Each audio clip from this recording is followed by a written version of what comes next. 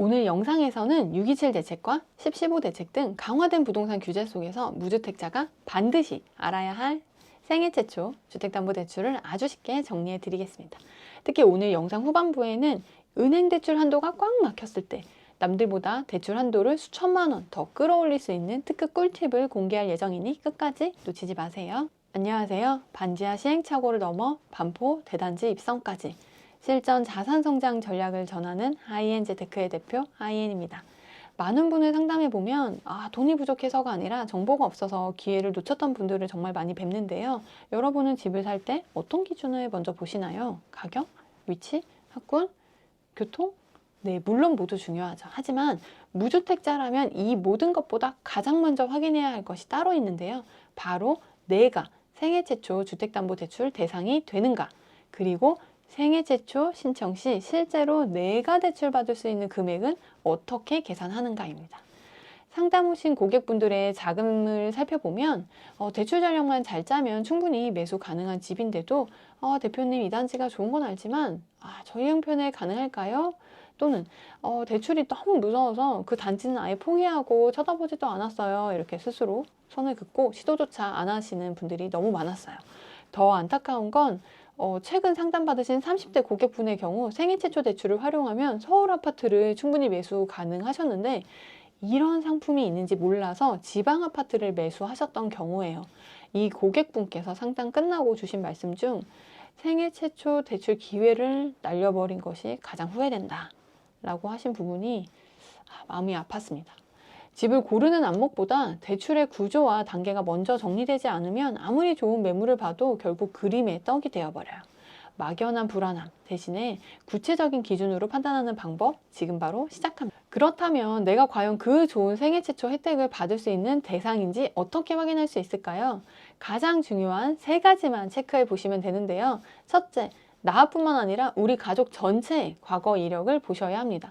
생애 최초의 가장 기본은 세대원 전원 주택 소유 이력이 없음이에요.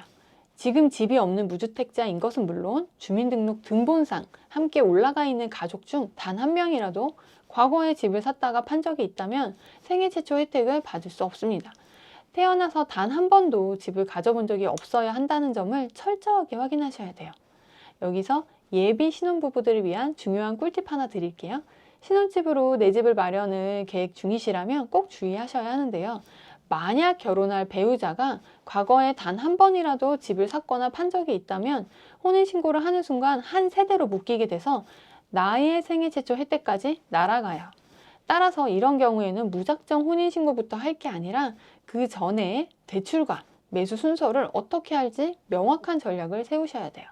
둘째, 부모님과 함께 살고 있다면 예외 규정과 세대 분리를 활용하세요. 저는 한 번도 집을 산 적이 없는데 부모님 명의의 집에서 같이 살고 있어요. 그럼 저는 안 되나요? 라고 물어보시는데요. 방법이 있습니다. 대출 실행 전까지 부모님과 세대를 분리해서 단독 세대주가 되시거나 혹은 같이 거주하시더라도 부모님의 연세가 만 60세 이상이시라면 부모님의 주택은 예외로 인정받아 무주택 자격을 얻을 수 있어요. 제도를 알면 이렇게 길이 보이는 거죠. 셋째, 내가 노리는 대출 상품의 소득 한도를 체크하셔야 돼요. 일반 시중은행에서 그냥 LTV 70% 혜택만 받겠다라고 하면 소득 제한이 크게 문제되지 않습니다. 하지만 이자가 훨씬 싼 정부 지원 상품인 디딤돌 대출, 보금자리론을 함께 노리신다면 소득 요건이 있어요.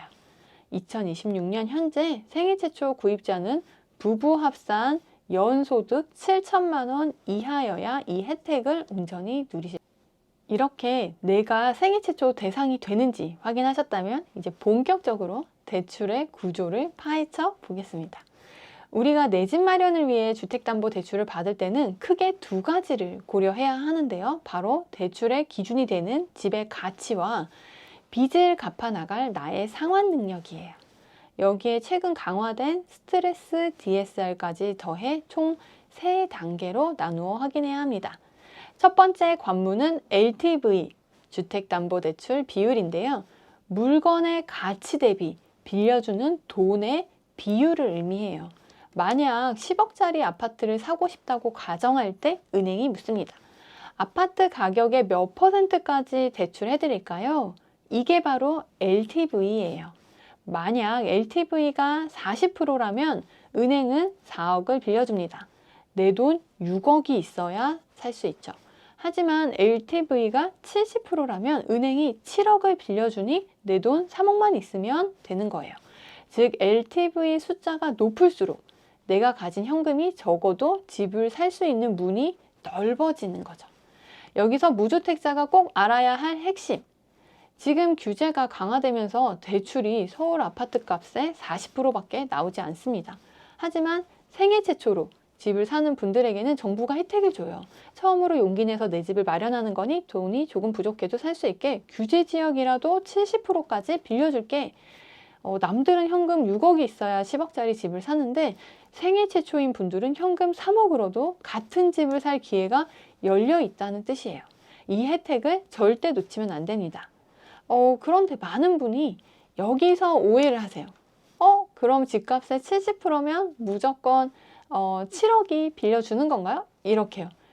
아니에요. 여기서 등장하는 두 번째 관문, 바로 DSR, 총 부채 원리금 상환 비율인데요. LTV가 아파트의 가격을 보는 거라면 DSR은 상환할 수 있는 능력을 보는 거예요. 은행이 말하죠. 아파트라는 안전한 담보가 있어도 매달 버는 소득, 월급이 적으면 대출을 많이 받을 수 없어요. 예를 들어서 여러분이 매달 월급 100만 원을 받는데 친구한테 빌린 돈 갚느라 매달 90만 원을 쓴다면 남은 10만 원으로는 생활이 어렵겠죠. 은행은 이걸 위험하다고 보는 거예요. 그래서 나라에서 정했습니다. 버는 소득의 40% 이상은 빚 갚는 데 쓰지 말라고요. 아무리 LTV 70% 혜택을 받아서 70%까지 7억까지 빌릴 수 있는 자격이 되어도 내 연봉이 낮아서 매달 갚아야 할 돈이 DSR 40% 기준을 넘어가면 대출은 거기서 깎이는 거예요. LTV는 최대 한도를 열어주는 거고 실제로 빌릴 수 있는 금액은 DSR, 내 소득이 결정한다고 보시면 돼요. 근데 여기서 끝이 아니죠. 세 번째 관문, 스트레스 DSR입니다. 대출 받는 것도 스트레스인데 무슨 스트레스 DSR인가요? 하실 텐데요. 이건 은행이 미래의 최악의 상황을 미리 계산하는 거예요. 지금은 이자를 잘 내고 있지만 나중에 금리가 오르면 어떡하지? 그래서 은행에서 심사를 할 때 실제 대출 금리에다가 스트레스 금리를 더 얹어서 엄격하게 대출 가능한 금액을 계산하는 건데요. 내 소득은 그대로인데 은행이 대출액을 계산할 때 나중에 이자가 더 비싸질 수도 있어 라고 가정하고 한도를 줄여버리는 거예요. 서울 아파트 매수 시 10-15 규제로 스트레스 금리가 3% 대출 금리에 더해지고 있는데요. 소득 대비 대출 가능한 금액이 체감상 10에서 15%가량 줄어든 상태라고 생각하시면 돼요. 여기서 정말 많은 분이 오해하신 점이 있는데요. 그럼 그 3% 이자를 제가 실제로 더 내야 되는 거예요? 라고 하시는데 절대 아닙니다. 이 스트레스 금리는 오직 은행이 대출 한도를 심사할 때 가상으로 더해보는 숫자예요. 즉 내가 빌릴 수 있는 원금의 총액이 줄어드는 것일 뿐 대출 실행 후 실제로 매달 통장에서 빠져나가는 내 이자는 비싸지지 않습니다. 이게 무주택자에게 왜 중요할까요? 내가 생각했던 것보다 대출이 수천만 원 덜 나올 수 있기 때문인데요. 그래서 계약을 하기 전에 반드시 바뀐 DSR 기준으로 내 한도를 정확히 조회해 보셔야 돼요. 여기서 소득 대비 대출 한도가 조금 모자라서 고민이신 분들을 위한 핵심 팁을 하나 드리겠습니다. 바로 보험사, 이금융권 주택담보대출을 활용하는 건데요. 보통 시중은행 1금융권은 내 소득의 40%까지만 원리금을 갚을 수 있도록 DSR 40% 규제를 적용받아요. 하지만 보험사와 같은 2금융권은 DSR 50%까지 적용이 가능합니다. 똑같은 연봉이라도 은행보다 대출 한도가 수천만 원 더 끌어올릴 수 있는 구조적인 틈새가 있는 거죠. 이금융권은 이자 너무 비싸지 않나요? 라고 걱정하실 수 있는데요. 최근에는 일부 보험사의 주택담보대출 금리가 시중은행보다 오히려 저렴해지는 금리 역전 현상이 일어나고 있어요. 무조건 은행만 고집할 게 아니라 한도가 부족할 때는 DSR 50%가 적용되면서 금리 경쟁력도 갖춘 이 금융권 상품도 함께 비교해 보시는 것을 추천드립니다. 지금까지 말씀드린 내용은 처음 내 집 마련 하시는 분들께 꼭 필요한 핵심 포인트였어요. 이 정도만 들어도 이렇게 생애 최초 대출을 신청하면 되겠다 이렇게 계획이 정리되시는 분들도 계실 거예요. 하지만 아직 막막하다거나 지금 가진 예산으로 가장 최선의 선택을 하고 싶다 하시는 분들은 고정 댓글 참고하셔서 관련 영상을 시청해 주세요.